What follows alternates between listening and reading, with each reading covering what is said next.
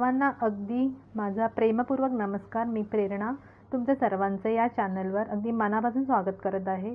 तर आज आपल्या किचनमध्ये एक गोड पदार्थ बनणार आहे, तर त्याचं नाव आहे केळ्याचं शिकरण। तर हा एक पारंपरिक पदार्थ आहे। तर तो पारंपरिक पदार्थ कसा बनवायचा ते आज आपण पाहणार आहोत। तर त्याच्यासाठी लागणारं मी साहित्य तुम्हाला सांगते आहे।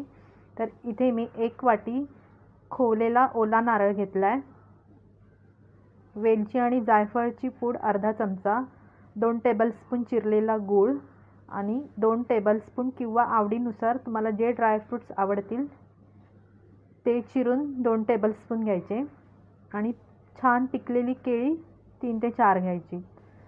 तर आता इथे मी हे जे खोबरं आहे ते छान मिक्सरमध्ये वाटून घेणार आहे आणि त्याचं दूध काढून घेणार आहे। दूध काढताना ह्याच्यामध्ये जास्त पाण्याचा वापर नाही करायचा, थोडंसंच पाणी घालायचं। 1 वाटी खोबरं घेतलं तर 1 वाटीच पाणी टाकून त्याचं तेवढंच दूध काढायचं। तर आता मी ते दूध काढून घेतलं, तर आता आपण हे सगळं मिक्स करून घेऊया।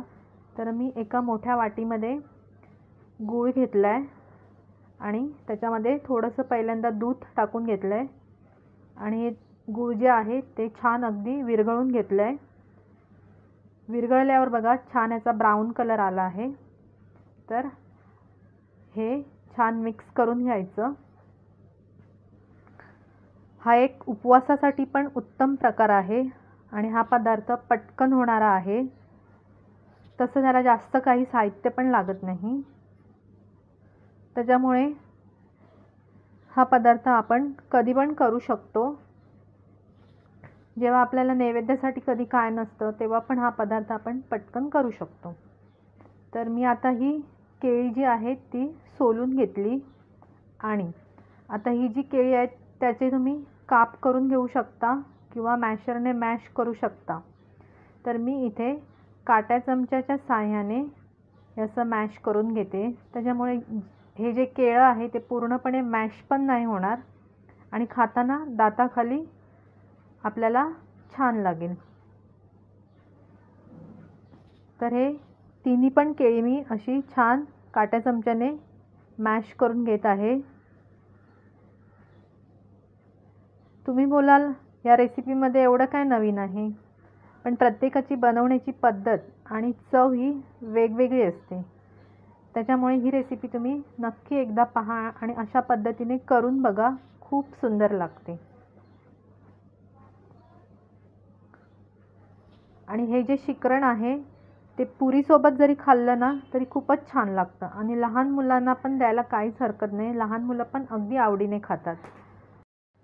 आता आपला गूळ ह्याच्यामध्ये पूर्णपणे विरघळला आहे, तर ह्याच्यामध्ये आपण आता कुस्करून घेतलेली केळी घालूया आणि छान अगदी मिक्स करून घेऊया। पहा किती छान आणि सुंदर कलर आला आहे।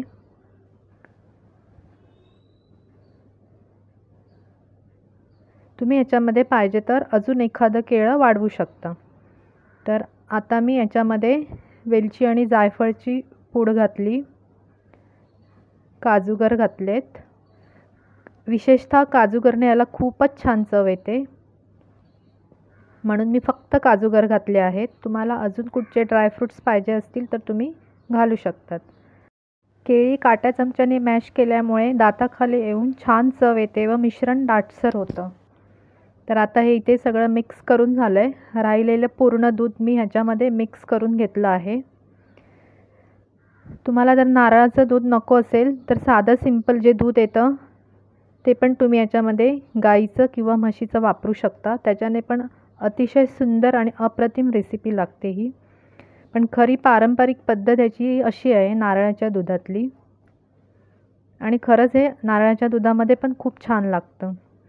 तर मी चवीसाठी थोडंसं मीठ टाकलं आहे, त्याच्याने पण चव अतिशय सुंदर येते।